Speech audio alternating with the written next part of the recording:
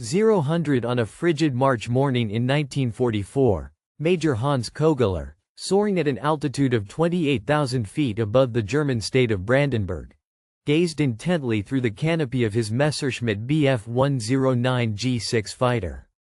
Leading a mixed formation of aircraft, he scanned the crystalline sky, anticipating the unescorted bomber stream his ground controllers had promised would be within reach at this daunting depth into the Reich. 014 Suddenly, a panicked warning crackled through his headset. Akron, Indiana at high noon. Single-engine fighters with drop tanks were detected, an impossible scenario. 028 Kogeler's blood ran cold. American single-engine fighters, here over Brandenburg, less than 50 miles from Berlin? It was unthinkable. No Allied single-engine fighter was believed capable of penetrating this far into the heart of Germany. The American P-47 Thunderbolt's maximum escort range was a mere 57 minutes, barely penetrating German airspace. The twin-engine P-38 Lightning could reach Hanover on a good day, but fell short of the capital Berlin. This shattered every calculation, assumption, and defensive strategy the Luftwaffe had built since the American daylight bombing campaign commenced. As Kogeler observed the glinting silver shapes grow larger, their distinctive squared winged tips and sleek profiles becoming unmistakable, he realized with crystal-clear certainty that he was witnessing the start of a new era. These were not the stubby Thunderbolts or twin-boomed Lightnings they had learned to engage at the extreme edge of their range. The North American P-51B Mustangs soared through the skies with the effortless poise of apex predators, their fuel reserves and altitude advantage granting them ample time to hunt their prey. Meanwhile, the 8th Air Force's 730 heavy bombers were making a direct assault on the heart of the Third Reich. A bold move unlike their usual feints toward the capital before turning to secondary targets. For the first time in the annals of aerial warfare, single-engine fighters would accompany them on the full round-trip journey. However, Kogeler and his formation, comprising 7 twin-engine Mi-10s and a mix of 41 Mi-1000s and 9s, remained unaware of the impending operation. The fateful hour had arrived, marking a pivotal turning point in the annals of military aviation. The unthinkable was about to unfold, shattering the very foundations of German air supremacy that had endured since 1939. The grim mathematics of annihilation were no longer confined to the conference rooms of the Air Ministry, but were being etched in the contrails streaking across the Brandenburg sky over Angels 28. Though the shock waves had been building for weeks, few in the Luftwaffe High Command had grasped the gravity of the situation. On January 11, 1944, Major Hermann Graf, the commanding officer of JG-11, had a startling encounter with American single-engine fighters near Brunswick, a staggering 150 miles deeper into German territory than ever before. This unsettling development was merely the harbinger of a seismic shift that would soon rock the very foundations of the Luftwaffe's dominance. The fighter pilots' after-action reports hinted at a puzzling phenomenon. Their accounts suggested these aircraft had somehow refueled at covert bases in Sweden, a claim dismissed by Berlin as the product of combat-induced fatigue. Yet the sightings continued to mount. Hanover on January 29, Magda on February 3. Each report pushed the known limits of American fighter range further eastward, only to be met with official denial.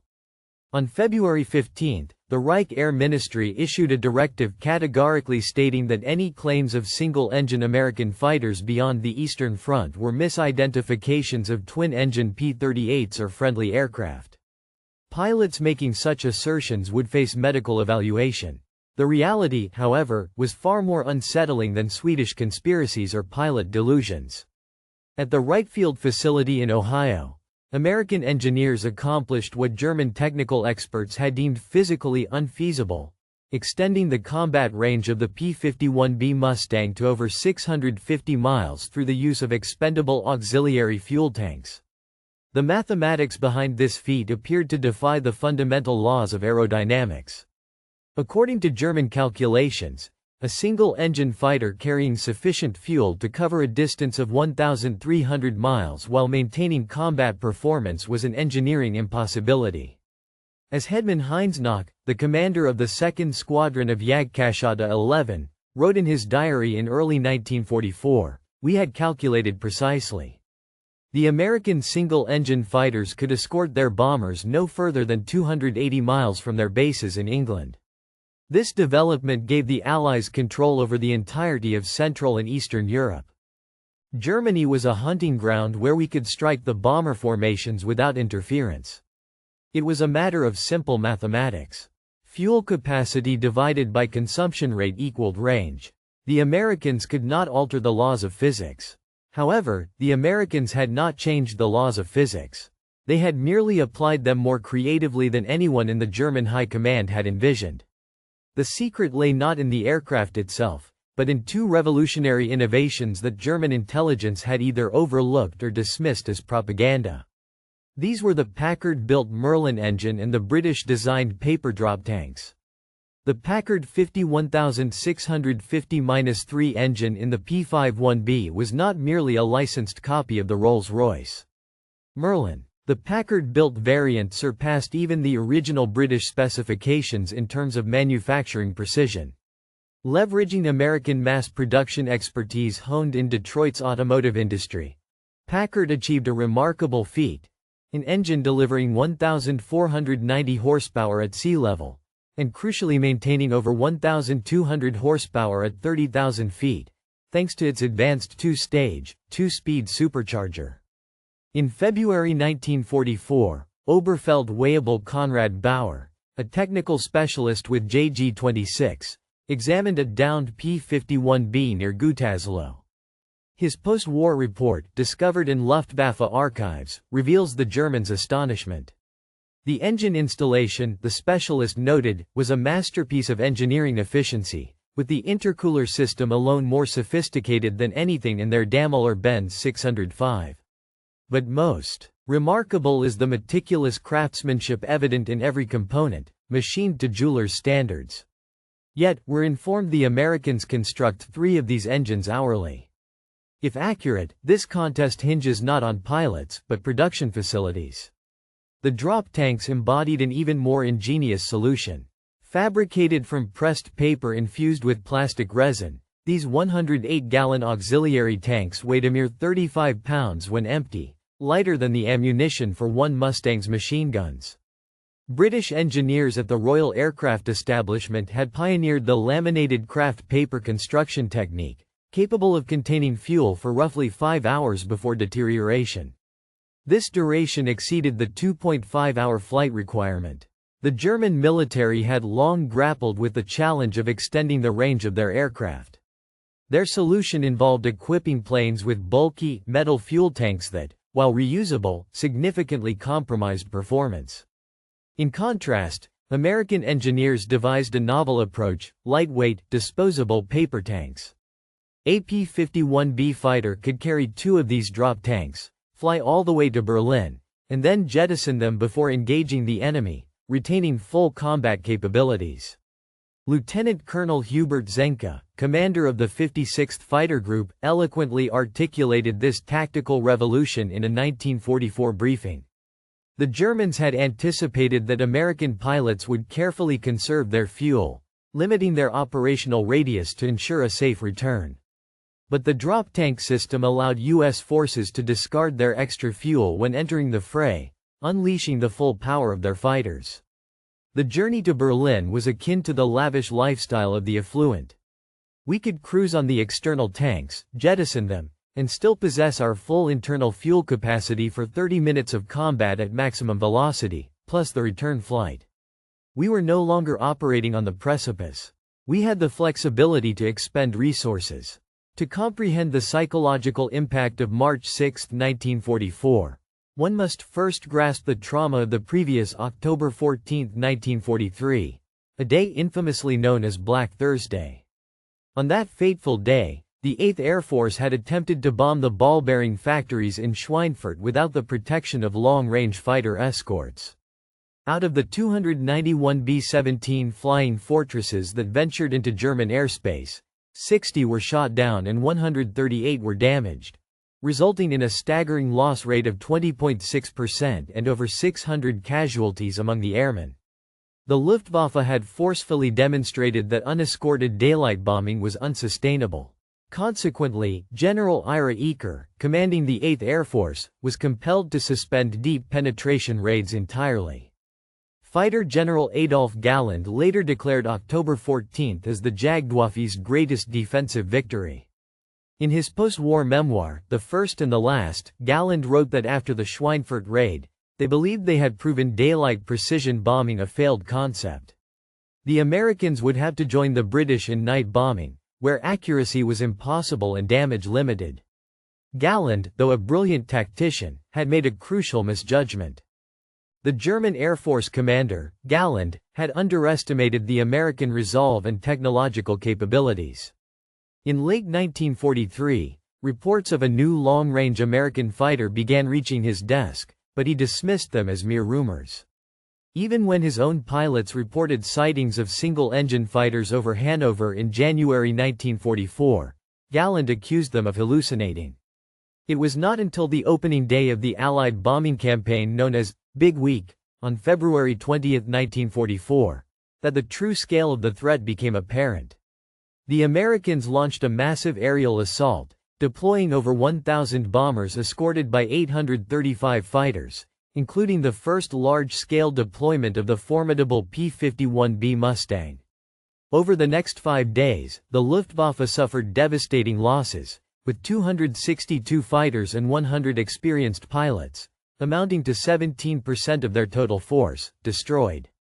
The morning of March 6, 1944 dawned with ideal conditions for aerial operations across northern Europe. At RAF Laxton in England, ground crews had toiled through the night, readying the 357th Fighter Group for their most audacious mission to date. Major Wilhelm Ferdinand Voets Galland, the younger brother of the renowned Adolf Galland, commanded 3 squadrons of JG-26. After a challenging week, he reported that the appearance of American Mustang fighters had drastically altered the dynamics of their aerial engagements. Previously, the German pilots could position themselves beyond the reach of the fighter escorts and methodically attack the bombers. Now, they were forced to fight their way through the protective screens just to reach the bombers, and then battle their way back out. Every sortie had become a desperate struggle for survival from takeoff to landing. The 357th Fighter Group, led by Colonel Henry Spicer, was poised to embark on a groundbreaking mission. At 0600 hours, Spicer gathered his pilots and delivered a rousing briefing. "Gentlemen, today we go to the Big B, the entire distance," he declared. "We'll be over enemy territory for 4 hours. Any man who doesn't think his aircraft is in perfect condition should abort now. There will be no second chances at these distances." Undeterred, the pilots readied themselves for the challenge. Moments before takeoff, however, a twist of fate occurred. Colonel Spicer himself was forced to abort due to mechanical issues, leaving Major Thomas L. Hayes to assume command of the historic mission. At 8:30, the stage was set as 730 heavy bombers began lifting off from bases across East Anglia, with 796 fighters poised to provide escort. The 357th Fighter Group mustered 48 P-51B Mustangs for the mission, though only 33 managed to reach the German capital after grappling with mechanical glitches and navigational hurdles amidst the heavy cloud cover. Meanwhile, the Reichsjagdführung radar stations detected the sizable formation assembling over the North Sea. At the Doberitz Fighter Control Center, the plotters initially dismissed this as another feint, as the Americans had previously approached Berlin only to strike targets in western Germany instead. The air defense plan called for P-47 Thunderbolts to provide relay escort during the initial 1247 penetration, succeeded by P-38 Lightnings for the middle phase, and P-51 Mustangs to spearhead the deepest 1253 thrust and undertake target escort duties. Obus Hannes Trautloft commanded the second wave of this aerial offensive. The commander of the fighter division entrusted with safeguarding Berlin scrutinized the plan and made a pivotal choice. He would keep his aircraft grounded until the bombers committed to their objective. There was no sense in squandering fuel if this was merely another ruse. At 11:30, the lead bombers crossed into German airspace near Arnhem. The escorting P-47s engaged the German fighters rising from bases in Holland and western Germany. Events unfolded as anticipated. The Luftwaffe pilots fought cautiously, biding their time for the moment they knew must arrive when the American escorts reached their fuel limits and turned back. As the bomber formation approached Berlin at 12:55, Major Hans Kogler led his mixed squadron. The Luftwaffe scrambled a force of 7 Messerschmitt Bf-110 night fighters and 41 single-engine Bf-109s, believing they would encounter unescorted American bombers. German air controllers had tracked the P-47s turning back, assuming the bombers were now vulnerable. Major Thomas Hayes, leading the 357th Fighter Group's 33 Mustangs that had reached Berlin despite challenging weather conditions, later recounted the pivotal moment in his combat report. Emerging from the cloud cover, they spotted the B-24 Liberators below and to their left. Simultaneously, they observed roughly 40 enemy aircraft, comprising Messerschmitt 100s and 10s as well as Messerschmitt 9Es, positioning themselves for an attack.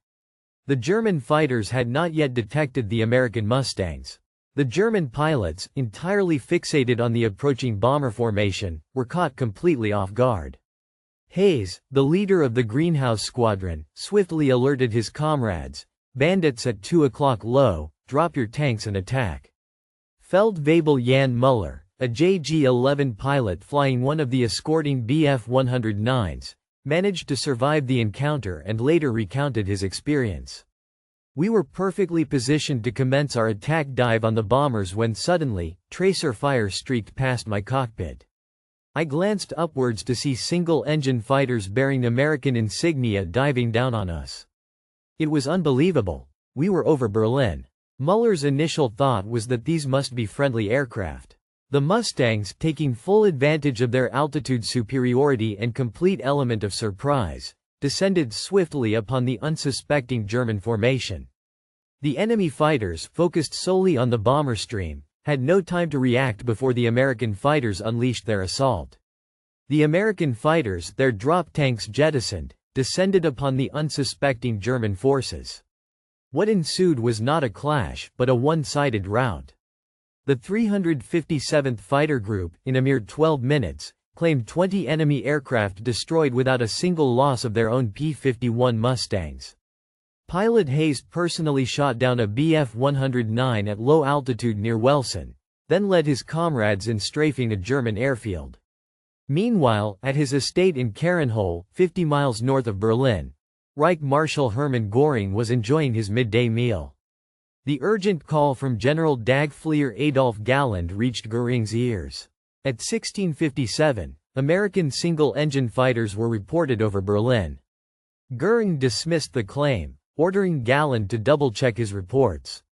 Yet, by 1708, Galland's visual confirmation from multiple sources was undeniable. P-51 Mustangs were engaging Luftwaffe fighters over Potsdam. Göring's reaction was one of volcanic rage. According to his aide, Aust, the Reichsmarschall even assaulted von Brauch, who was present. Göring hurled his wine glass against the wall, screaming accusations of treason and sabotage. He threatened to court-martial any pilot making such claims, insisting they were lying to cover their cowardice. However, the evidence was mounting. Even from the comfort of his own estate, Göring could no longer ignore the reality unfolding before him. The air commander intently observed the skies over the capital, his aide later recounting that Göring spent nearly an hour silently watching the contrails and distant engine roars. That evening, the general issued his most notorious directive of the aerial campaign. Any pilot claiming to have sighted American single-seat fighters above Berlin was to be arrested for cowardice and spreading defeatist propaganda. The maximum operational range of American fighters was the RU, an irrefutable scientific fact. This order sowed pandemonium within fighter squadrons already reeling from staggering losses. Pilots who had just survived clashes against P-51s now faced the prospect of court-martial. Marshall's orders to report sightings were often disregarded, with squadron leaders like Major Ga Rahl instructing pilots to document twin-engine fighters in their combat logs. During the heated Air Ministry gathering on March 8, General Major Galland presented Göring with a P-51 drop tank stamped, "Made in USA," recovered near Magdaburg. Göring's infamous retort entered Luftwaffe lore. "I don't care if you bring me a whole Mustang on a silver platter. The Americans cannot escort to Berlin. It's scientifically impossible." According to Galland's memoirs, this moment marked his realization that Germany had lost the war. Subsequently, Nuremberg's Göring confessed, "Witnessing American fighters over Berlin signaled the end of the line." For Luftwaffe pilots, the arrival of Mustangs represented not merely a tactical surprise, but an existential crisis. These men had been repeatedly assured of defending an impregnable fortress, with German science and engineering superior to Allied capabilities.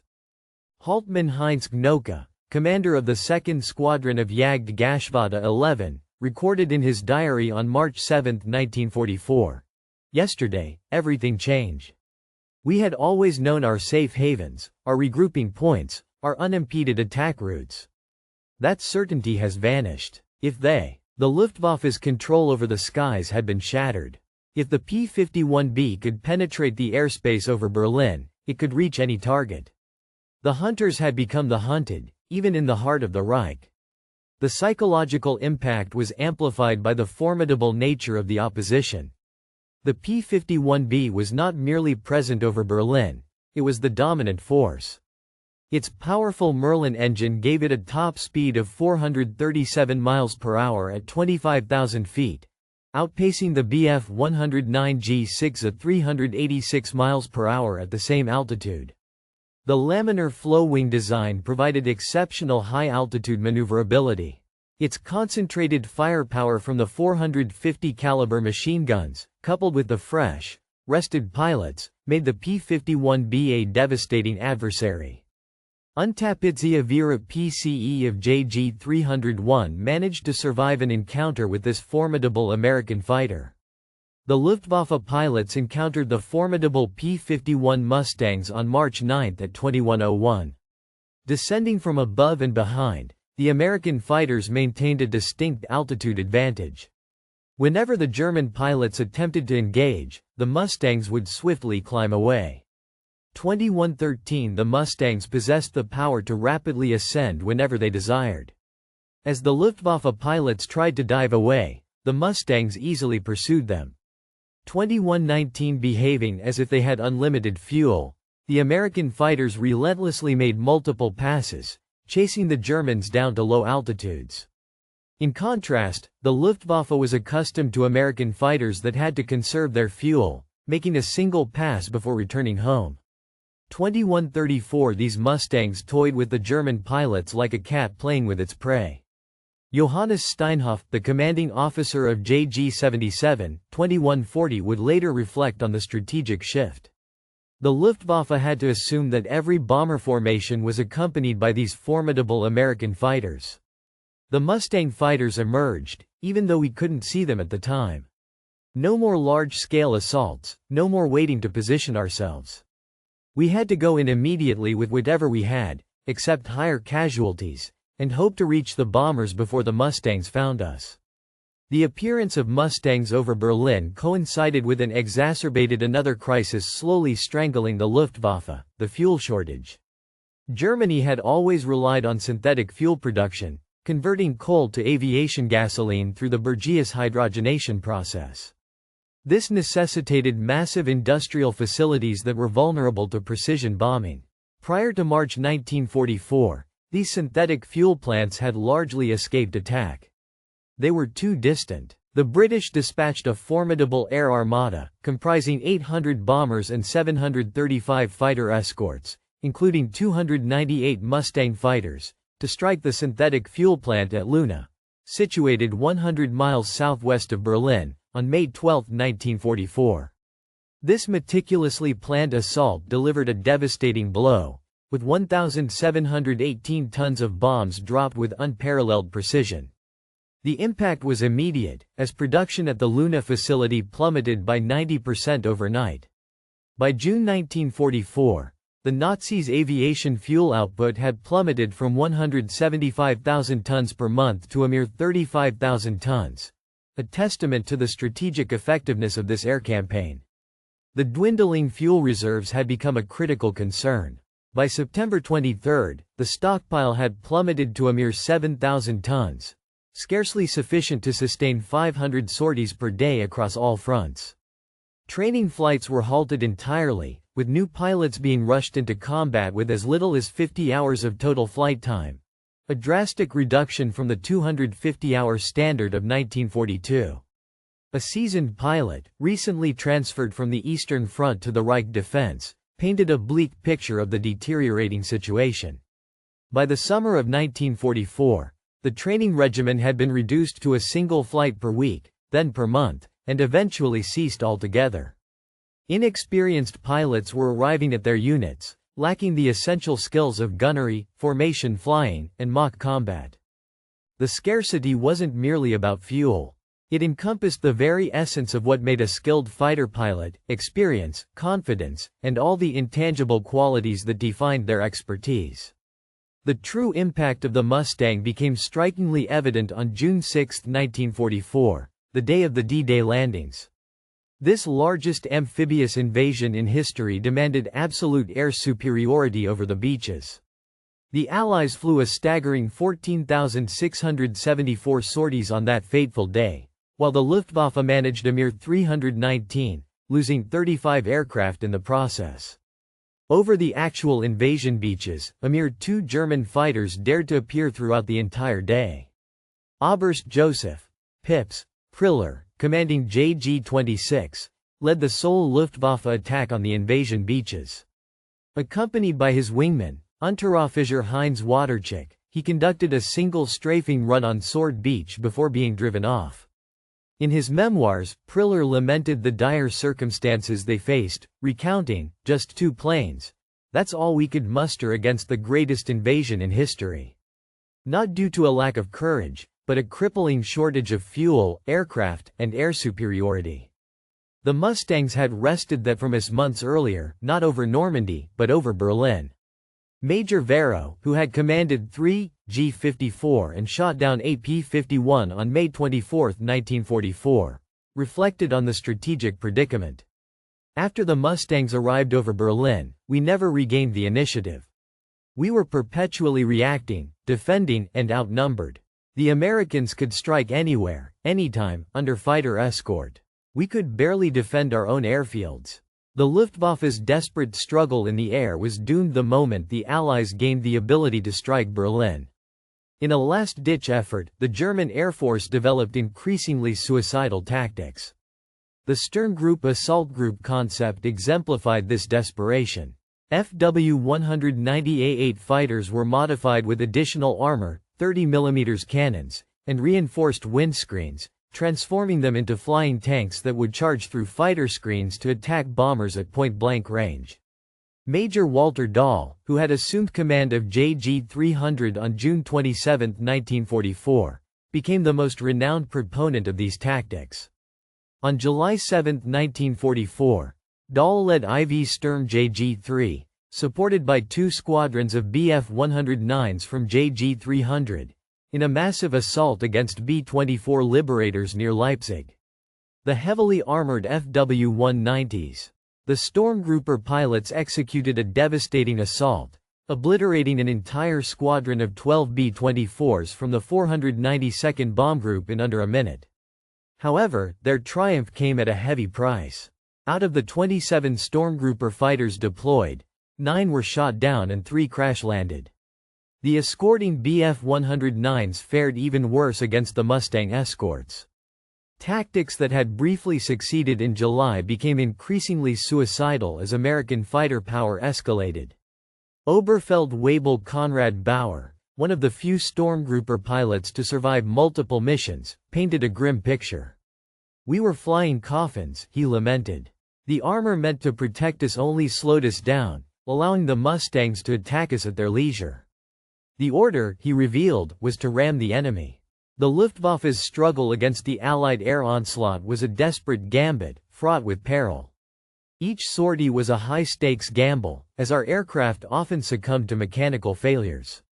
Reaching the enemy bombers proved an insurmountable challenge, with the fighter screen proving an impenetrable barrier. Germany's last chance lay in the revolutionary Messerschmitt Me-262 Schwalbe, the world's first operational jet fighter.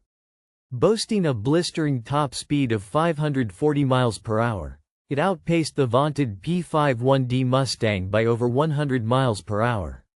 In the hands of skilled aviators, the Me-262 could have turned the tide of the air war. However, the jet arrived too late and in insufficient numbers to make a decisive impact. Worse still, Hitler's insistence on employing it as a bomber rather than a dedicated interceptor squandered precious months, allowing the Allies to solidify their air superiority. By late 1944, the Luftwaffe possessed advanced jet fighters, but lacked the necessary fuel to train pilots in their operation and the airfields to deploy them safely. Adolf Galland, who had been dismissed as General der Jagdflieger for criticizing Hitler's policies, was placed in command of the elite JV-44 jet unit formed in February 1945. Even with Germany's finest surviving pilots flying the world's most sophisticated fighters, they could not overcome the Allies' overwhelming numerical advantage. As Galland himself acknowledged, they would take off, shoot down one or two bombers or fighters, only to return and find their airfield under attack by Mustangs. The enemy hunted them on the ground, intercepting the Me-262 jets. During their delicate ascent and descent stages, Mustangs maintained a constant aerial presence for an hour for every minute we spent aloft. 30 to 43 technology alone, devoid of fuel and infrastructure, is futile. 29 to 49 by autumn 1944. The Luftwaffe confronted what historians would later deem the demise of the veteran. The seasoned pilots, who had amassed dozens or even hundreds of aerial victories, 30-02 were perishing faster than they could be replenished. The Mustangs' penetration deep into German territory meant there existed no 30-09 secure haven to train replacements, no tranquil sector where novices could accrue experience. The data paints a bleak 30-17 picture. In 1940, new Luftwaffe pilots underwent 250 hours of flight instruction 30-23 before entering combat. However, by 1944, the training regimen for German pilots had undergone a drastic reduction by early 1945, with some being deployed into combat after as little as 20 hours of experience in their assigned aircraft. In stark contrast, American pilots arriving in Europe boasted significantly more extensive preparation, with 400 to 500 total flight hours, including 100 hours specific to their combat planes and rigorous gunnery training. Johannes Steinhoff, a German pilot who would later suffer severe burns when his Me-262 crashed during takeoff in April 1945, lamented the dire situation, observing that they were essentially sending children to their deaths. Young men who could barely fly in formation, expected to engage seasoned Mustang pilots with hundreds of combat hours under their belts.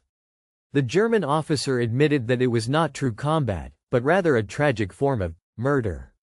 Faced with this bleak reality, the writer confessed to avoiding looking at the replacement pilots' faces, knowing that most would perish within a week. The grim casualty figures substantiate this evaluation.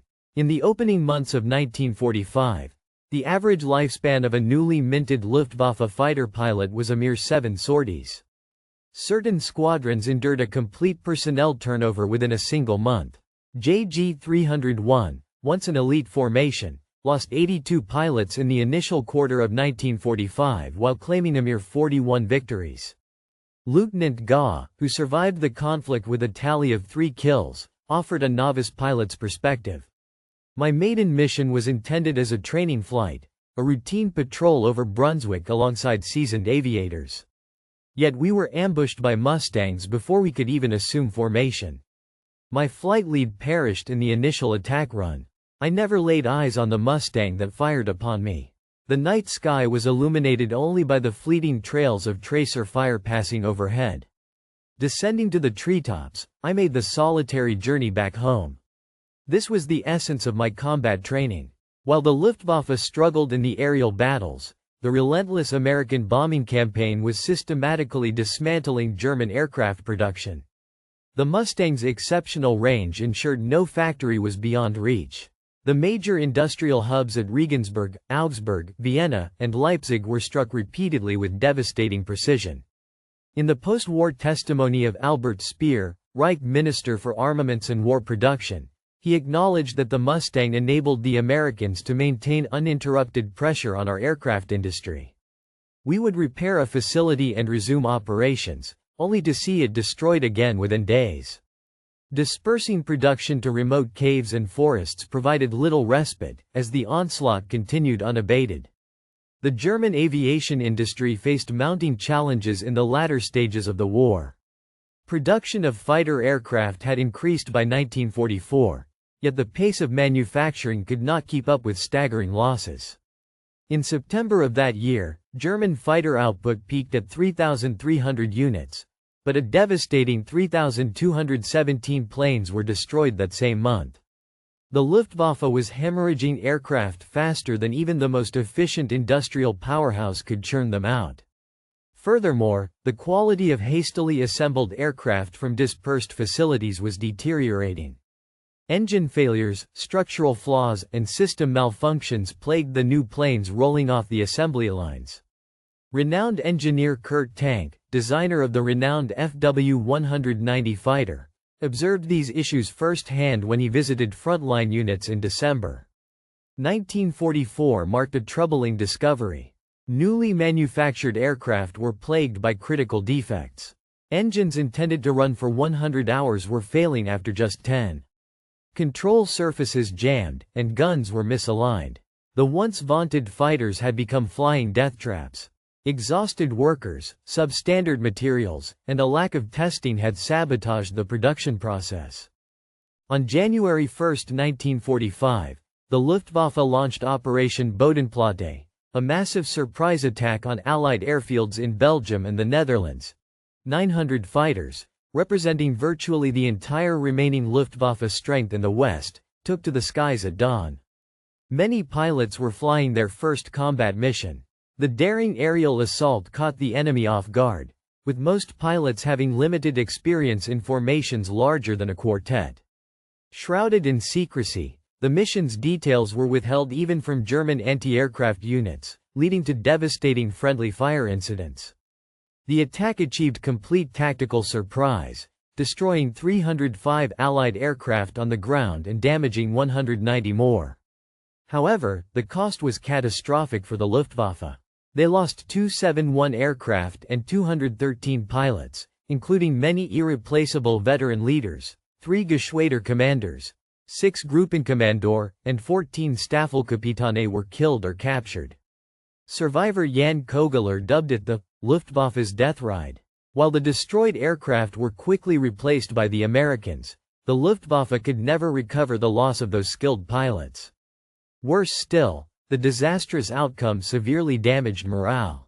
Our fuel reserves were depleted after the Bodenplatte engagement, leaving us unable to contest the skies any longer. The American response was swift and ruthless. Within 48 hours, Mustang sweeps systematically hunted down the weakened German fighter units. Airfields were repeatedly strafed, and in the week following Bodenplatte, the Luftwaffe lost an additional 400 aircraft, mostly destroyed on the ground. Major John Meyer of the 352nd Fighter Group, who claimed 24 aerial victories, described the post-Bodenplatte period as almost sad. They would find German airfields packed with aircraft that couldn't fly due to lack of fuel, and upon strafing them, the planes would burn with no resistance. As the year 1945 unfolded, the Luftwaffe's capabilities as an effective fighting force steadily diminished. Individual pilots continued to undertake solo missions, but coordinated operations became increasingly untenable. The appearance of Mustang fighters over any German airfield often signaled imminent destruction. Pilots began refusing to take to the skies, not out of cowardice, but from the pragmatic realization that doing so meant certain death with no prospect of influencing the war's outcome. The psychological toll was devastating. Heinz Koke, who had once written passionately about defending the Reich, made his final published diary entry, lamenting the loss of countless friends, young men he had trained, flown with, and loved like brothers. The Luftwaffe's once formidable fighter force had been decimated by the relentless onslaught of the Allied air campaign. Records captured after the war revealed the stark reality of their decline. In January 1944, the Luftwaffe had 2,395 fighter pilots available for operations, but by June 1944, that number had plummeted to just 1,523. The D-Day landings marked a turning point, and by January 1945, only 742 fighter pilots remained. By April 1945, a mere 200 were still airborne. Of those who were operational on January 1, 1944, fewer than 5% survived the war unscathed. The appearance of the mighty Mustangs over Berlin had triggered a complete annihilation, consuming an entire generation of Luftwaffe pilots. The Luftwaffe's aviators were remarkably forthright in their assessment of the P-51 Mustang's impact after the war's conclusion. Testimony gathered by Allied intelligence officers and later historians provides a unique window into the psychological collapse of a once dominant aerial force.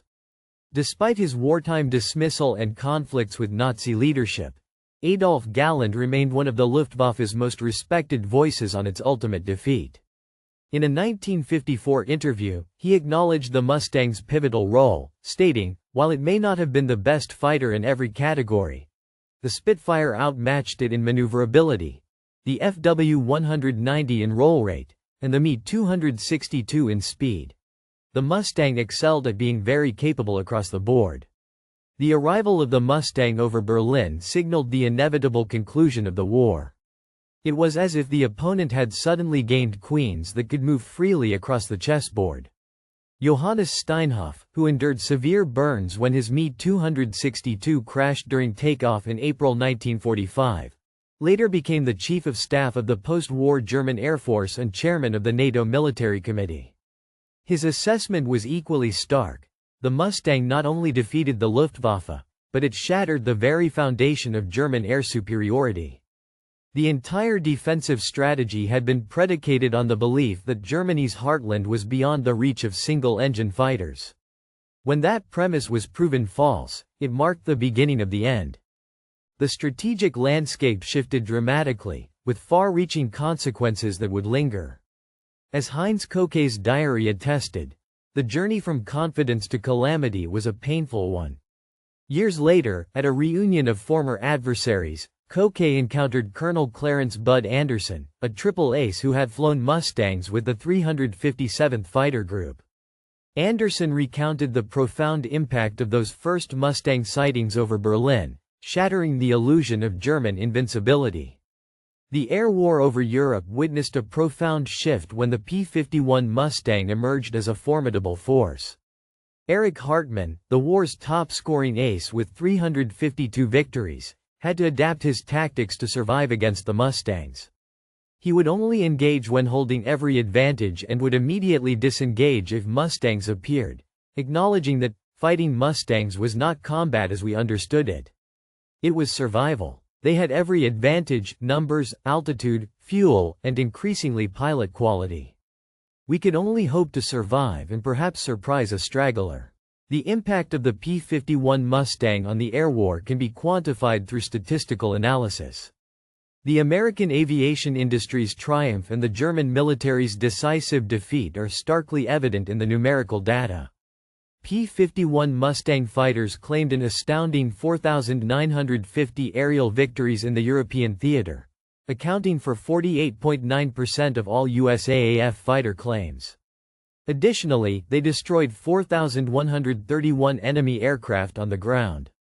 The P-51's combat loss rate was a mere 1.2% per sortie, while the Luftwaffe's fighter loss rate had reached 18% per sortie by 1945. This resulted in an impressive kill ratio of approximately 3.6 to 1 in favor of the P-51. The impact of the P-51 on bomber operations was equally significant. Prior to the Mustang's introduction, the bomber loss rate was 9.1% per mission. After the Mustang's deployment, this rate plummeted to just 2.5% per mission, leading to a 68% reduction in bomber crew casualties. The range capabilities of the P-47 Thunderbolt and the P-38 Lightning also played a crucial role in the air war. The Thunderbolt boasted a combat radius of 375 miles, while the Lightning's combat radius was equally impressive. The P-51B Mustang boasted an impressive combat radius of 650 miles when equipped with drop tanks, while the later P-51D variant could venture even further, reaching a combat radius of 750 miles with the same configuration. Remarkably, the Mustang's range encompassed the entirety of German-occupied territory. The production of these formidable aircraft was nothing short of staggering, with a total of 15,686 P-51s manufactured, peaking at a remarkable rate of 320 units per month. Each Mustang came at a cost of $51,000 in 1945. In contrast, German fighter production in 1944 reached 25,860 units, but their operational strength never exceeded 1,500 aircraft at any given time. This disparity was exacerbated by the stark difference in pilot training, as American pilots arriving in Europe between 1944 and 1945 averaged 400 hours of flight time, while their German counterparts entered combat with a mere 80 hours on average. Consequently, the Luftwaffe's pilot survival rate during this period plummeted to less than 15%, while American fighter pilots enjoyed a tour completion rate of 65%. The arrival of the formidable Mustang on the European theater proved to be a game-changer, tipping the scales in favor of the Allies. The skies over Berlin in 1944 witnessed a transformative shift in the conduct of air warfare. No longer a mere tactical triumph, this event heralded a strategic revolution that would reverberate far beyond the confines of World War II. For the first time in history, a nation could project decisive air power across the entirety of another major power's territory. General Karl Spaatz, commander of the United States Strategic Air Forces in Europe, eloquently captured the significance of this milestone in his after-action report. The P-51 Mustang, he wrote, granted the Allies air supremacy over Europe, not just superiority, which implies an ongoing contest, but total domination. By the spring of 1944, the Allies could strike any target at any time with acceptable losses. This was not merely a military advantage, but a psychological weapon that eroded German morale, both on the front lines and the home front. The Mustang's arrival precipitated a cascade of strategic consequences, crippling German industry. No factory was beyond its reach, forcing production to disperse to hidden, inefficient facilities. Transportation networks were constantly severed, exacerbating the already strained German economy's collapse. Systematic destruction of synthetic fuel plants, previously unreachable, accelerated the fuel crisis, creating a vicious cycle of diminished pilot training and higher combat losses. With the Luftwaffe driven from the skies, Allied ground forces operated with impunity, enabling the breakout from Normandy and the race across France. The German Fosse's ability to move only under the cover of darkness facilitated the 45-45 crossing of the Rhine. This psychological collapse was followed by the 45-53 appearance of American fighters over the Reich's capital, shattering the myth of German invincibility. Civilians, who had been told that America was weak and distant, watched in awe as the silver Mustangs circled overhead, unopposed. 46:07 Germany had indeed begun the war with technological advantages in numerous areas. The Bf 109, for instance, was widely regarded as the world's premier fighter in 1939. Furthermore, German pilots were exceptionally well trained, with many having gained combat experience during the Spanish Civil War. Their revolutionary tactics, such as the finger four formation and energy fighting techniques, were instrumental in their early successes. 46-33 However, the Mustang represented a significant departure.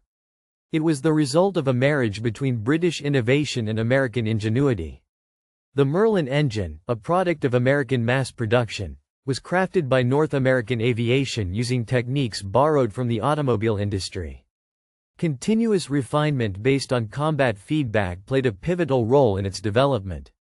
The iconic P-51D Mustang, which began arriving in May 1944, incorporated numerous enhancements stemming from real-world combat experience. These included a panoramic bubble canopy, reinforced wings for increased ordnance capacity, upgraded radio equipment, and the powerful Packard 51650-7 engine delivering 1,590 horsepower. Each modification addressed specific needs identified by pilots, exemplifying a feedback loop where combat experience drove rapid design improvements, in turn enhancing combat performance.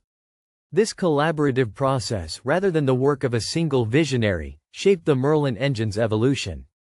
The German system, plagued by chaotic leadership and disrupted production, could not compete. Dr. Kurt Tank, the designer of the FW-190, conceded after the war, "We had the capability to create aircraft equal to or surpassing the Mustang. The TA-152H was superior in many ways, but we lacked the capacity for mass production, consistent fuel supply, and effective pilot training. The Americans didn't just build a better fighter, they built a superior system for designing, manufacturing, and deploying fighters." The German response to the Mustang exposed the fundamental flaws in the Nazi regime. Rather than acknowledging the threat and adapting, they chose to deny reality. Instead of focusing on fighters, they diverted resources to other priorities. The Führer insisted on maximizing bomber output. Rather than preserving their seasoned aviators as trainers, they 48-39 flew them until their demise. Unwilling to acknowledge strategic misjudgment, they 48-44 disciplined pilots who reported the truth. The impact on Germany's celebrated aces was particularly 48-51 stark. These were men who had amassed scores, sometimes hundreds of aerial triumphs. 48-57 they were not merely pilots, but embodiments of German martial prowess. The Mustang 49.02 era witnessed their elimination one by one. Major Klaus Mittisch, with 72 kills, was 49.08 downed by P-51s on September 17, 1944. He had endured 452 combat missions, only 49-17 to be ambushed by Mustangs while assembling for an attack.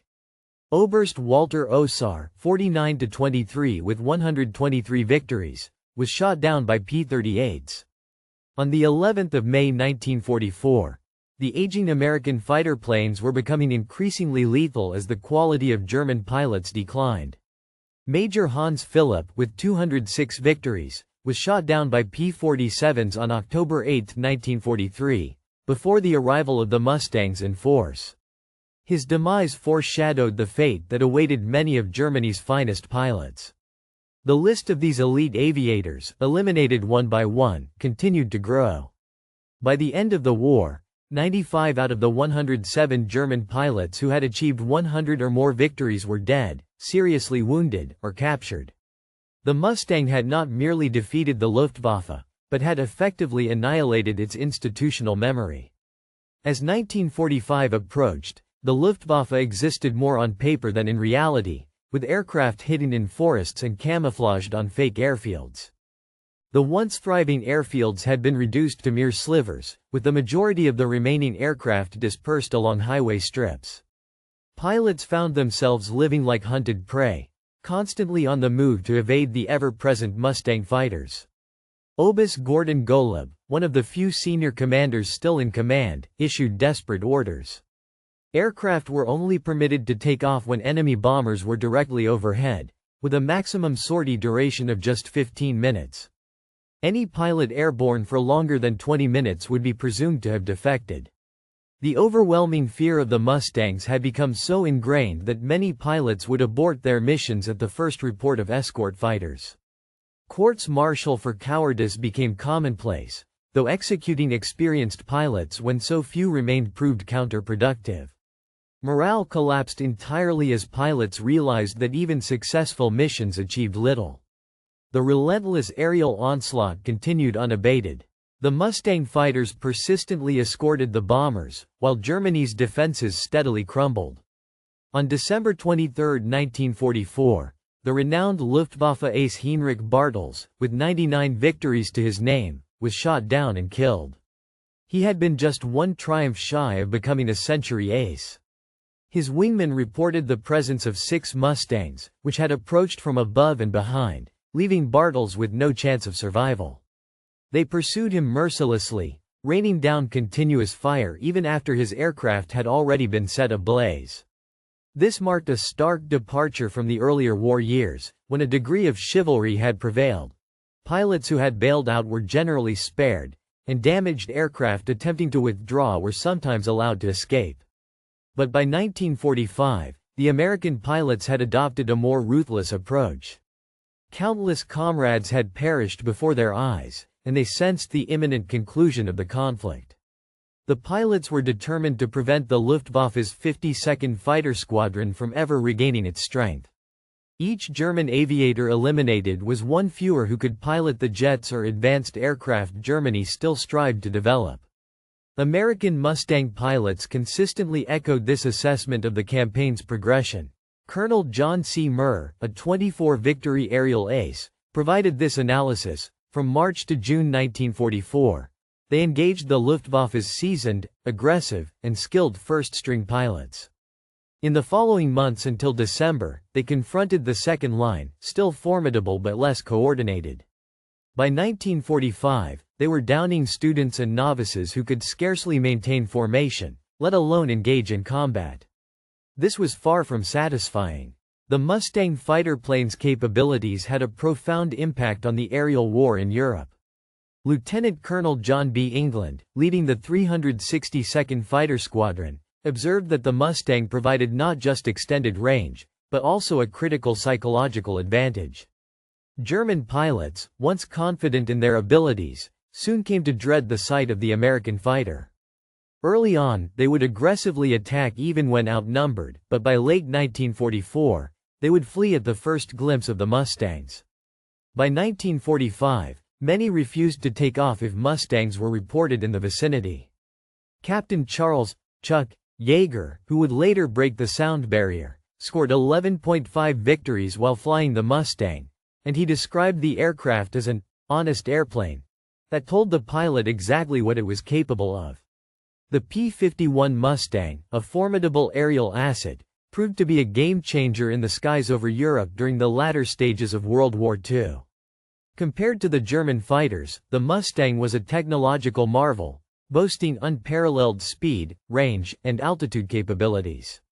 For bomber crews, whose very survival depended on reliable fighter escort, the arrival of the Mustang was a welcome sight. As Technical Sergeant William McManus, a B-17 gunner with the 100th Bomb Group, recounted, before the Mustangs, every mission felt like suicide. We'd watch our escort turn back and know the wolves were coming.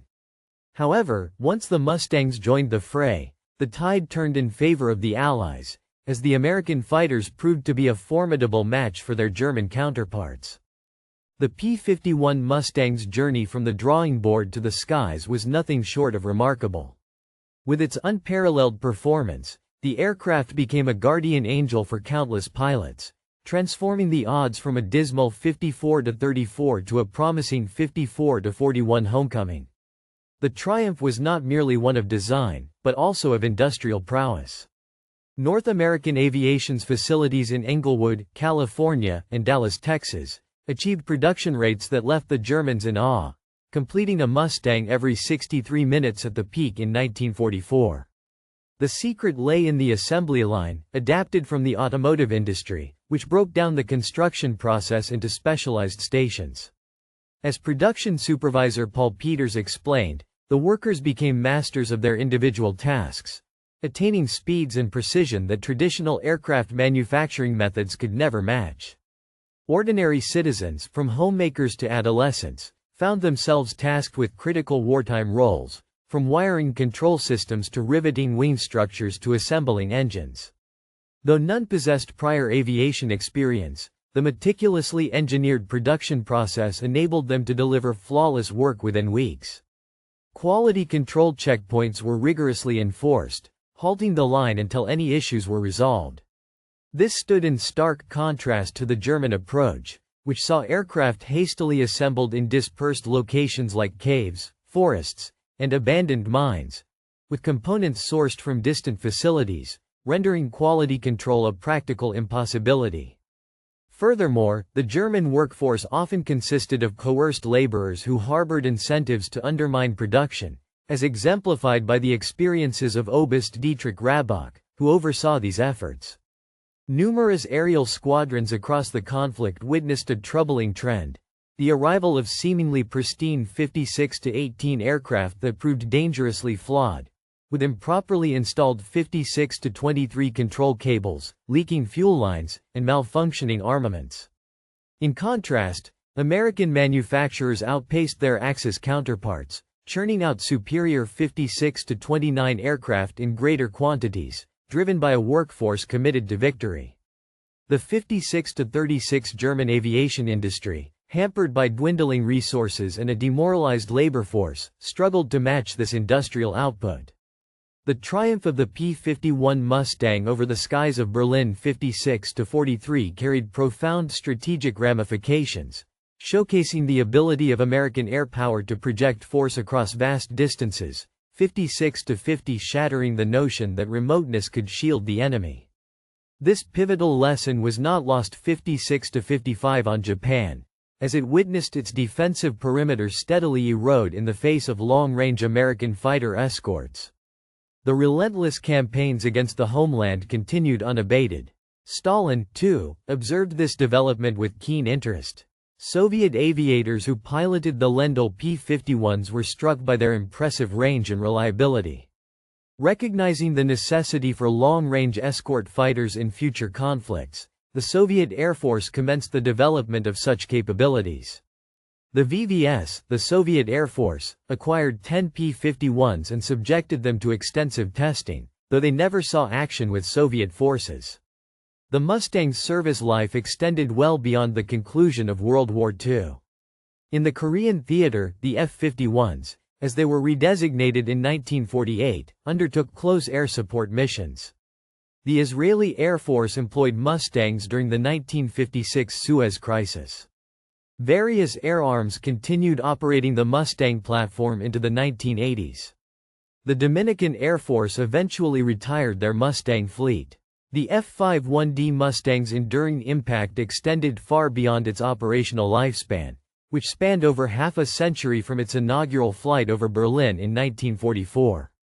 The aircraft's true legacy lay in its doctrinal significance, demonstrating that air superiority was not merely about controlling the skies above the battlefield, but about dominating the airspace of entire nations. This pivotal lesson would shape the strategic foundations of modern air forces worldwide. Behind the numerical data and strategic analyses, however, were the human stories of the young men, often in their early 20s, who found themselves thrust into extraordinary circumstances. The sight of Mustangs soaring over Berlin evoked a profound realization, though the meaning varied for different individuals. For American pilots, it represented the pilots of the 56th Fighter Group soared over the heart of the Reich, a triumphant display of aerial dominance. Lieutenant Robert Johnson penned a letter home, recounting their daring mission, departing England, traversing the expanse of Germany, encircling the once impregnable Berlin, now firmly under their control. A stark contrast to the Blitz of years past, this was a testament to the Allies' growing might.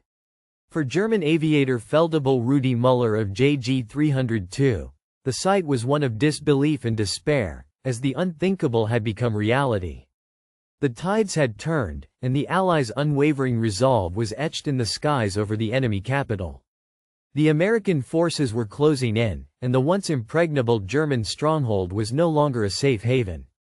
Ursula von Kardorff, a Berlin resident, had recorded in her diary the disillusionment felt by many civilians.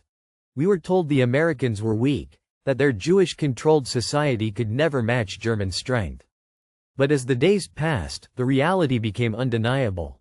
The vaunted Luftwaffe was conspicuously absent, while American fighters dominated the skies. Everything they told us was lies," Ursula wrote. "If they lied about this, what else did they lie about?" For the Allied bomber crews, the end of the war was in sight. The arrival of the Mustang fighters was a pivotal moment for the Allied aircrews. Staff Sergeant James McMahon, a ball turret gunner on the B-7, Lucky Lady, vividly recounted his experience. As we approached Berlin, seeing those Mustangs join up with us was a sight that brought me to tears.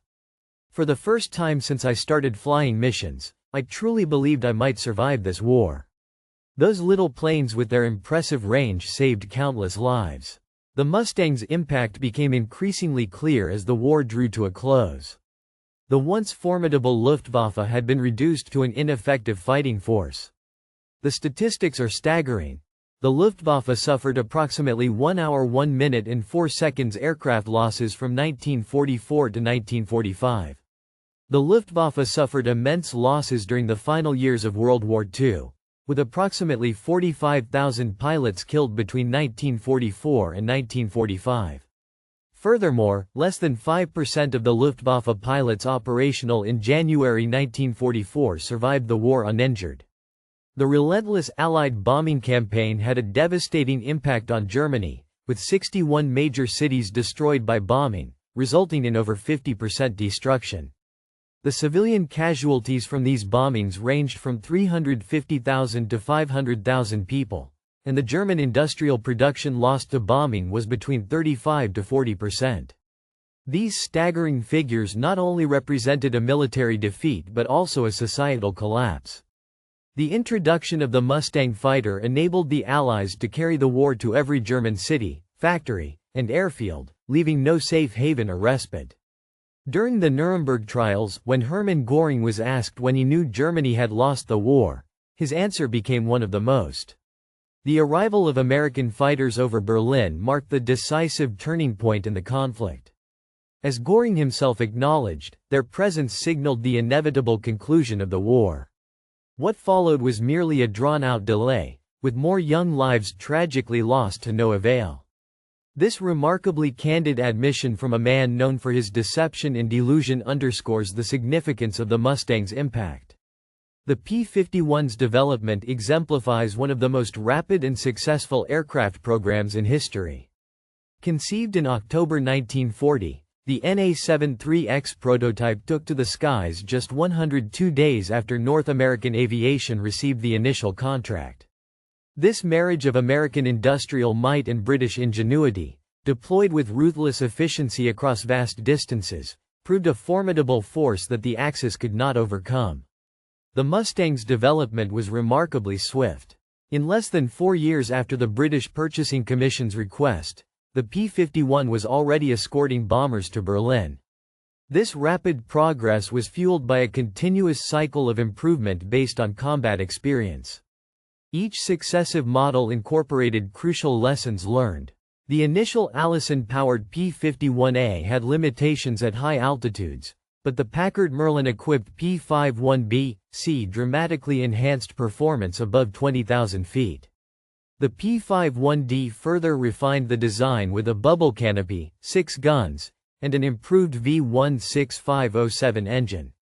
While the lightweight P-51H never saw action in Europe, this feedback loop of combat experience driving rapid design evolution was something the German system, with its chaotic leadership and disrupted production, could not match. Despite the technical excellence of German aircraft, the Mustang's agility and adaptability proved a decisive advantage. The emergence of the Mustang fighter over the skies of Berlin marked a pivotal moment in the evolution of American strategic bombing doctrine. Prior to this, the lack of a capable long-range escort had confined the concept to the realm of theory, as espoused by visionaries like Billy Mitchell and Julio Duhe. However, the Mustang's arrival validated the strategic bombing approach, enabling precision daylight strikes on critical enemy targets such as ball-bearing factories, synthetic fuel plants, and aircraft assembly facilities. This stood in stark contrast to the British's area bombing tactics at night, which achieved an average circular error of 3 miles, while the Americans could now deliver their ordnance with remarkable accuracy. The Mustang's combat performance, though not refined through extensive field experience or produced in substantial numbers, had nonetheless transformed the strategic bombing landscape, ushering in a new era of precision air warfare. The Mustang's pivotal role, transforming strategic bombing in World War II. Daylight bombing operations, supported by Mustang fighter escorts, achieved a remarkable milestone of 1,000 feet. General Curtis Lame, who would later lead the Strategic Air Command, asserted, the P-51 Mustang made strategic bombing viable. Without it, we would have had to accept either unsustainable losses or ineffective night bombing. With the Mustang, we could systematically destroy specific target sets. He continued, we didn't just bomb Germany, we performed industrial surgery, removing their capacity to wage war. The results were undeniable. German ball bearing production declined by 70%. Aviation fuel output fell by 95%.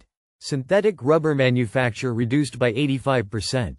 And railroad traffic plummeted by 75%, with canal traffic in western Germany entirely eliminated. This precise application of force, made possible by the Mustang escorts, is credited with shortening the war by months or even years. The relentless aerial campaign waged by the Mustang fighters took a devastating toll on the German war machine. With every factory razed, rail link severed, and fuel depot incinerated, the enemy's ability to wage effective combat was severely crippled. The iconic image of Mustangs soaring over Berlin became one of the most enduring visual symbols of World War II, ranking alongside the flag raising on Iwo Jima and the Soviet troops at the Reichstag.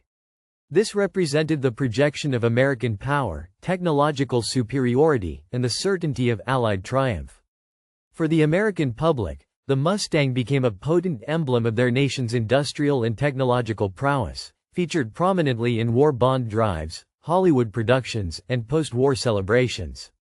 The fact that this fighter was designed and built in record time by a company with no prior experience in the field embodied the quintessential American spirit of ingenuity and determination.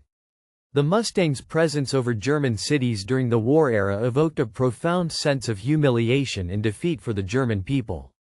Post-war literature and films often depicted American fighters soaring above German skies, symbolizing the regime's inability to safeguard its own airspace.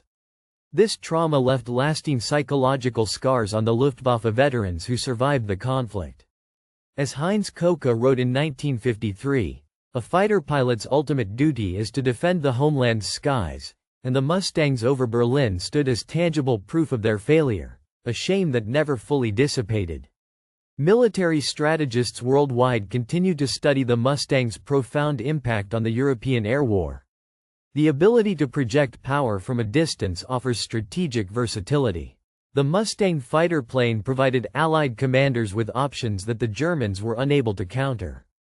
The Mustang's success stemmed not from its individual merits, but from its integration into a comprehensive system encompassing bombers, fighters, intelligence, logistics, and training. While the Germans possessed excellent individual components, they struggled to integrate them effectively. Winning wars is ultimately a matter of production, as building large quantities of capable aircraft outweighs small numbers of exceptional ones. The Mustang's excellence was amplified by the sheer number of units produced. However, technology alone is insufficient without skilled operators, and the American pilot training programs, with their emphasis on quality, proved crucial. The Mustang's pilots, honed by extensive flight hours and realistic combat drills, could fully exploit the aircraft's capabilities. Adaptability proved essential for survival. The Americans continuously refined their tactics, technology, and training based on combat experience. In contrast, the Germans, constrained by rigid doctrine and political interference, struggled to adapt quickly enough. Modern air forces apply these hard-earned lessons daily. The emphasis on long-range strike power, integrated air defense networks, pilot training, and industrial-based sustainability all trace back to insights gained when Mustangs first appeared over Berlin. The P-51's arrival on March 6, 1944 marked more than just a tactical milestone. It signaled the collapse of Nazi Germany's fundamental assumptions about the war. The Reich's presumed invincibility had been shattered. The Mustang's arrival over the German capital on that fateful day shattered the illusion of an impregnable fortress, defended by the world's finest aviators and aircraft. For the German leadership, both military and political, it was a moment of reckoning. Their entire strategic framework had been predicated on the Americans' inability to project power effectively across the Atlantic. They had dismissed American industrial capacity as inefficient, their technology as inferior, and their pilots as soft. But every single one of those assumptions had been proven catastrophically wrong, and the Mustangs soaring over Berlin were undeniable evidence that could not be propagandized away or ignored. As the Luftwaffe's Adolf Galland would later reflect, March 6, 1944 was the day we lost the war. It was not the day Berlin fell, but the day the Germans realized their defeat was inevitable. The Luftwaffe's dominance in the skies over Germany came to an end not with the demise of Hitler, but with the arrival of American fighter planes over the capital. This marked the beginning of the inevitable conclusion. The Mustang not only defeated the Luftwaffe, but also demonstrated that American industrial democracy could outproduce, out-innovate, and outfight Nazi totalitarianism. This had a profound psychological impact on German society. If the regime could not even safeguard Berlin from American fighters, what else was it incapable of? The revelations about the falsehoods underlying the Nazi worldview were devastating. While the Mustang's triumph was decisive, it came at a heavy price. 2520. The European theater witnessed the tragic loss of countless young aviators, each with a unique story and unfulfilled dreams. The renowned 357th Fighter Group alone mourned the deaths of over 100 brave pilots in the line of duty. These were the finest America had to offer: college students, athletes, and aspiring professionals who answered the call to fly and fight. On March 31, 1944, the commanding officer of the 339th Fighter Group, Lieutenant Colonel Sidney Brooks, met a similar fate when his P-51B was struck by flak near Brunswick. He was only 28 years old, leaving behind a wife and 2 children he would never see grow up. This heartbreaking scenario was repeated thousands of times, as young men made the ultimate sacrifice for the strategic victory their nation sought. The Mustang's prowess was undeniable.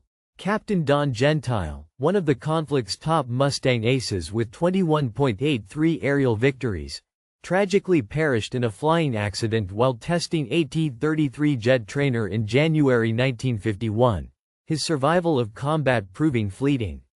The war's echoes reverberated long after the last shots were fired, with many Mustang pilots grappling with the psychological scars of their experiences, wounds that never fully mended. Yet their sacrifice achieved a remarkable outcome. They had brought the fight to the enemy's doorstep, compelled the foe to defend his own territory, and secured a decisive victory. The Luftwaffe never recovered from the Mustang's appearance over Berlin, reduced from that point onward to a broken force capable only of sporadic, ineffective responses. As the sun rose on May 8, 1945, marking the end of the war in Europe, American Mustang fighters patrolled the skies over a defeated Germany, encountering no resistance. The once formidable Luftwaffe, which had terrorized Europe and seemed invincible in 1940, had ceased to exist. Its aircraft were destroyed or grounded due to fuel shortages, its pilots dead, wounded, or captured, and its infrastructure reduced to rubble. This remarkable transformation, from March 6, 1944 to May 8, 1945, a mere 14 months, represents one of the most complete military victories in history. The P-51 Mustang had been the instrument of this victory, transforming Allied air power from a costly liability into an irresistible force. In those 14 months, Mustang pilots had flown over 213,000 missions, claiming 4,950 aerial victories and destroying 4,131 enemy aircraft on the ground. They had also dropped 31,000 tons of bombs and fired 99 million rounds of ammunition. Behind these impressive statistics lay the human reality of young American men, with an average age of 22, flying aluminum aircraft powered by Packard-built Merlin engines. They had comprehensively defeated one of history's most formidable air forces, not through individual heroics alone, but through superior technology, training, tactics, and industrial support. As Colonel Hubert Hub Zanka, one of the war's most successful fighter commanders, aptly observed, the Luftwaffe had been magnificent opponents who were simply overwhelmed. The Mustang's arrival marked a turning point in the air war. With an abundance of aircraft, fuel, pilots, and training, the Allies gained the ability to project their aerial might wherever needed. When Major Hans Kogler witnessed the first Mustangs over Brandenburg on March 6, 1944, he recognized the implications. Technology had overcome the constraints of distance, industrial capacity had trumped individual skill, and a systematic approach had bested improvised brilliance. The stunned German pilots confronting Mustangs over Berlin were not merely facing a superior fighter, but the combined might of the Allies' industrial and strategic advantages. The industrial, technological, and organizational prowess of the United States was projected across an ocean and deep into the heart of the enemy's territory. This demonstration of force shattered every preconception about the possibilities of aerial warfare. Hermann Göring's admission that the war was lost when he witnessed American fighters over Berlin has become one of history's most telling acknowledgments of defeat. Yet, the full significance of that moment transcends a single individual's realization or even a nation's downfall. The appearance of Mustangs over Berlin marked a fundamental shift in the very nature of warfare itself. This was the moment when air power became truly strategic, and industrial capacity surpassed. The German aviators who encountered the Mustangs over Berlin were stunned, witnessing a pivotal moment that would reverberate through the ages. The projection of American military might across vast distances, with precision and overwhelming force, laid the groundwork for modern interventions, from Korea to Kosovo, Vietnam to the Gulf War. The P-51 Mustang did more than just escort bombers or engage enemy fighters. It shattered the final illusions of a regime built on falsehoods about racial supremacy and national destiny. Ultimately, the Mustang demonstrated that free societies, despite their perceived vulnerabilities, possess the strength and resolve to prevail. The democratic nations, despite their seeming disarray and inefficiency, possessed the capacity to organize, innovate, and project power more effectively than totalitarian regimes. This demonstrated that technology and industry, when properly harnessed, could overcome any defensive advantages conferred by geography or position. The Luftwaffe pilots who gazed upwards in astonishment at those silver Mustangs on March 6, 1944 were witnessing the onset of their own obsolescence. Within 14 months, their entire force would be decimated, their nation occupied, and their ideology discredited. The shock of encountering the seemingly impossible American fighters over Berlin marked the start of a cascade of revelations that would culminate in Germany's complete defeat and transformation. Today, preserved P-51 Mustangs continue to soar at air shows, their distinctive Merlin engines emitting a sound that evokes memories for veterans. The familiar drone resonates with those who lived through that era. For American veterans, it signifies triumph. For their German counterparts, it heralds the start of the end. Historians recognize it as the sound that forever transformed warfare. It marked the moment when one nation demonstrated its ability to project decisive air power globally. The tale of Luftwaffe pilots stunned by P-51 Mustangs over Berlin ultimately chronicles the clash between assumption and reality, between propaganda and truth, between the perceived impossible and American industrial might.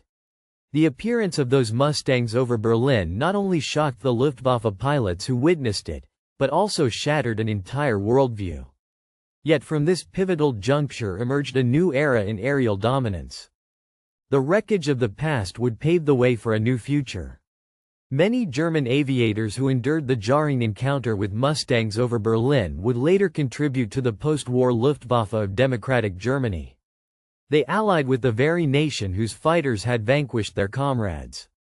Johannes Steinhoff rose to become the Chief of Staff of the revitalized German Air Force and eventually the chairman of the NATO Military Committee.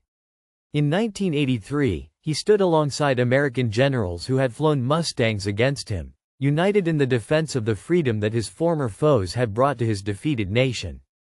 This transformation from mortal adversaries to steadfast allies was perhaps the most profound outcome of the conflict.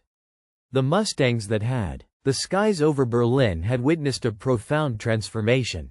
1 hour 19 minutes and 33 seconds. The arrival of those American fighters had ultimately paved the way for liberation. The German pilots, initially stunned 1 hour 19 minutes and 38 seconds by their presence in 1944, would come to realize that those 1 hour 19 minutes and 44 seconds formidable aircraft had freed them from a regime that had led them to ruin. The final word belongs to Adolf 1 hour 19 minutes and 51 seconds Galland, the Luftwaffe's renowned fighter general, who had first denied, then witnessed, and ultimately endured the Mustang 1 hour 19 minutes and 57 seconds onslaught. In 1984, at a reunion of American and 1 hour 20 minutes and 2 seconds German fighter pilots in San Antonio, Texas, he raised a glass to his former adversaries, acknowledging, "You shocked us when 1 hour 20 minutes and 10 seconds your Mustangs appeared over Berlin. You shocked us with your industrial might, your technological prowess, and your unwavering determination. The aftermath of the war brought the greatest surprise. As you assisted in our reconstruction and shielded us from Soviet threats, you became our allies." The Mustangs over Berlin not only ended a conflict but initiated a lasting peace. We survivors are eternally grateful for this. The cycle was complete. The shock that had commenced with Hans Kogeller's horrified recognition of American fighters over Brandenburg evolved through defeat and rebuilding into a partnership and friendship. The Mustangs had indeed altered the sky forever, not just the airspace above Berlin on March 6, 1944, but the strategic landscape under which all nations have operated since. This transformation embodies the true legacy. The P-51 Mustang's impact extended far beyond its role as a decisive wartime weapon. The stunned Luftwaffe pilots who witnessed its devastating power in March 1944 could scarcely have foreseen that these American fighters would ultimately pave the way for their nation's redemption and integration into the community of democratic nations. Yet that is precisely what transpired. The Mustangs that shattered the Luftwaffe over Berlin not only secured victory in the war but also helped forge a lasting peace that has endured for 8 decades. This may well be the Mustang's most profound and enduring triumph.